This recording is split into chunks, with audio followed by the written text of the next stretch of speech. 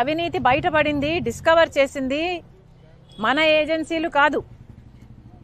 భారతదేశానికి సంబంధించిన ఈడీఓ, భారతదేశానికి సంబంధించిన సిబిఐఓ అవినీతి జరిగిందని అదానీ లాంటి వాడు ఆంధ్ర రాష్ట్రానికే 1750 కోట్ల రూపాయలు లంచం ఇచ్చి ఒక డీల్ సంపాదించుకున్నాడని, మిగతా రాష్ట్రాలకు ఇంకొన్ని వందల కోట్ల రూపాయలు ఇచ్చి మిగతా రాష్ట్రాల దగ్గర నుంచి కూడా పవర్ సప్లై అగ్రిమెంట్లు డీళ్లు సంపాదించుకున్నారు అన్న విషయము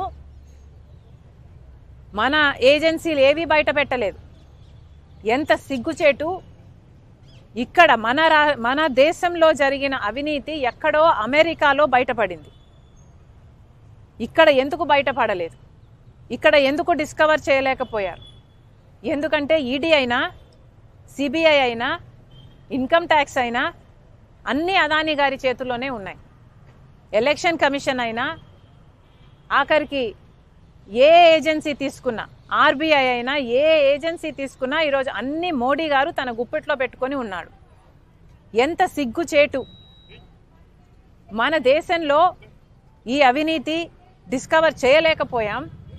ఎక్కడో పరాయి దేశంలో, అమెరికాలో ఇంత అవినీతి జరిగింది అని ప్రపంచానికి తెలిస్తే, ప్రపంచం ఇప్పుడు ఆంధ్ర రాష్ట్రంలో మన భారతదేశంలో జరిగిన అవినీతి గురించి మాట్లాడుకుంటుంది అంటే ఇది సిగ్గుచేటు కాదా? మన దేశం పరువు అదానీ గారు తీస్తే, రాష్ట్ర పరువు జగన్మోహన్ రెడ్డి గారు తీశారు. ఈరోజు అంతర్జాతీయ స్థాయిలో అదానీ అవినీతి గురించి, జగన్మోహన్ రెడ్డి గారి అవినీతి గురించి, మిగతా ముఖ్యమంత్రుల గురించి, ఎవరైతే డబ్బులు తీసుకున్నారో వీళ్ళ అవినీతి గురించి అంతర్జాతీయ స్థాయిలో మాట్లాడుతున్నారు.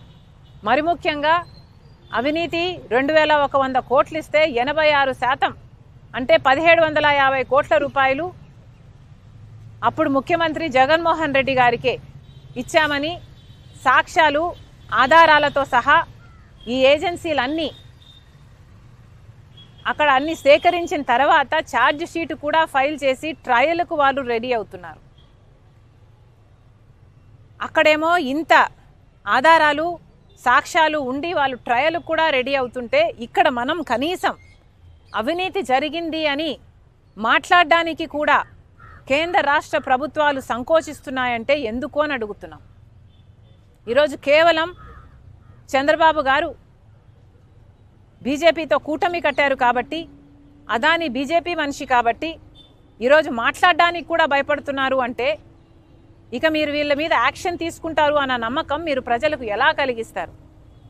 మీ మూడును చూస్తుంటే మీరు కనీసం అదానీ అన్న పేరును కూడా ఉచ్చరించడానికి మీరు భయపడుతున్నారు అంటే ఇక మీరు ఈ అవినీతి మీద ఏ యాక్షన్ తీసుకుంటారు అని ప్రజలకు ఎలా నమ్మకం కలిగిస్తారు? అసలు మీరు యాక్షను, ఎంక్వైరీ చేయకపోతే, యాక్షనే తీసుకోకపోతే ఇక ఈ డీలు క్యాన్సిల్ అవుతుంది అన్న నమ్మకం ప్రజలకు ఎలా కలుగుతుంది? ఈ డీలు క్యాన్సిల్ అవ్వకపోతే ఈ డీల్లో నష్టపోయేది ఎవరండి? ప్రజలు కదా. ఈ బిల్లులు కట్టాల్సింది ప్రజలు కదా. ఇంత అత్యధికంగా అధిక రేటుకు కరెంటు కొంటాము అని జగన్మోహన్ రెడ్డి గారి ప్రభుత్వం సంతకాలు పెట్టి అది అదానీ పవర్ దగ్గర నుంచి కొంటే ఈ అధిక మొత్తం చెల్లించాల్సింది ఆంధ్ర రాష్ట్ర ప్రజలు. మరి వాటి గురించి ఏం చేస్తున్నారు? ఎవరు ఆలోచన చేస్తున్నారు? అధికారంలో ఉన్న వాళ్ళు ఎందుకు మాట్లాడటం లేదు?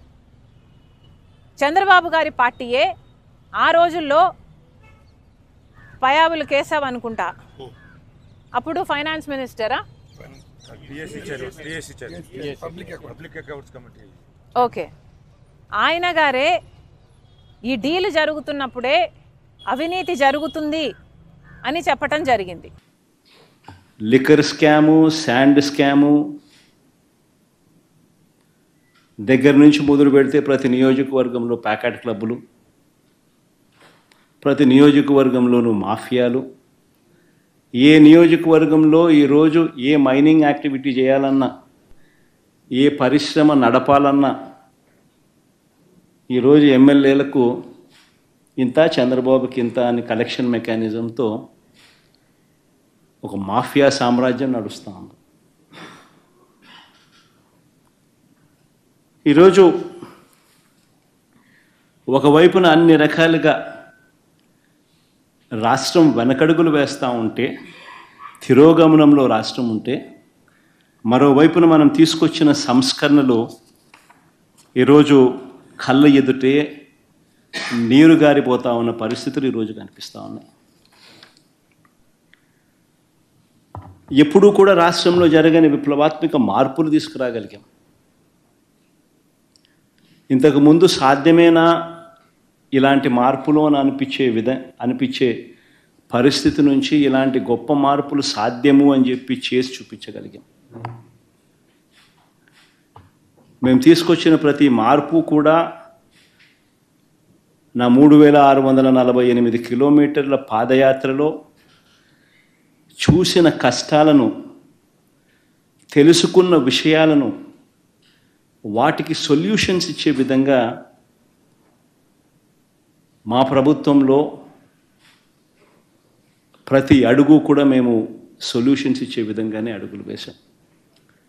ఆ సొల్యూషన్స్ ఇచ్చే క్రమంలో ప్రతి రంగంలోనూ ఒక రెవల్యూషన్ తీసుకురాగలిగాం.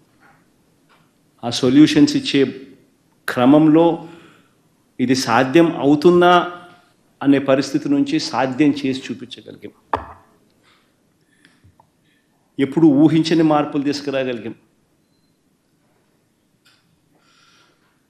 డెలివరీ మెకానిజంలో లంచాలు లేకుండా, వివక్ష లేకుండా అసలు గ్రామాలలో ఏదైనా ప్రభుత్వ పథకాలు ఇవ్వగలుగుతామా, ఇవ్వడం సాధ్యమేనా అని అనిపించే పరిస్థితి నుంచి లేదు ఇది సాధ్యమే అని చెప్పి గ్రామ స్వరాజ్యాన్ని తీసుకొచ్చాం. ప్రతి గ్రామంలోనూ సచివాలయ వ్యవస్థ, ప్రతి 50-60 ఇళ్లకు వాలంటీర్ వ్యవస్థ, లంచాలు లేకుండా, వివక్ష లేకుండా ప్రతి పథకము, దాదాపుగా 540 రకాల సేవలు గ్రామంలోనే ఇంటి వద్దకే డోర్ డెలివరీ.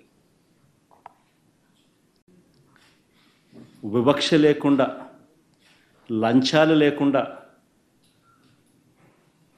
ప్రతి ఇంటికి మంచి చేయగలిగిన పరిస్థితులు ఈ 5 సంవత్సరాల పాలనలోనే, గత 5 సంవత్సరాల పాలనలోనే చూసాం. ఎప్పుడు ఊహించలా బడ్జెట్లో ఈ మాదిరిగా పెట్టగలుగుతారు, ఈ మాదిరిగా బడ్జెట్లో ఈ మాదిరిగా క్యాలెండర్ ఇచ్చి మరి ఏ పథకం ఎప్పుడు అమలు చేస్తామో చెప్పి ఇచ్చిన ప్రభుత్వం దేశ చరిత్రలో బహుశా ఏది ఉండిండదు, ఒక వైఎస్ఆర్సీపీ ప్రభుత్వంలో మాత్రమే జరిగింది. లంచాలు లేకుండా, వివక్ష లేకుండా ఏకంగా 2,73,000 కోట్ల రూపాయలు లంచాలు లేకుండా, వివక్ష లేకుండా ప్రతి ఇంటికి అందించగలిగిన పాలన నుంచి ఈరోజు మళ్ళీ జన్మభూమి కమిటీలు, మళ్ళీ తెలుగుదేశం పార్టీ నాయకుల చుట్టూ తిరగడాలు, ఉన్నవన్నీ కటింగులు, అసలు ఏ స్కీములు లేని పరిస్థితులు. ఇది చంద్రబాబు నాయుడు గారి ప్రభుత్వంలో ఈరోజు కనిపిస్తూ ఉన్న పరిస్థితులు.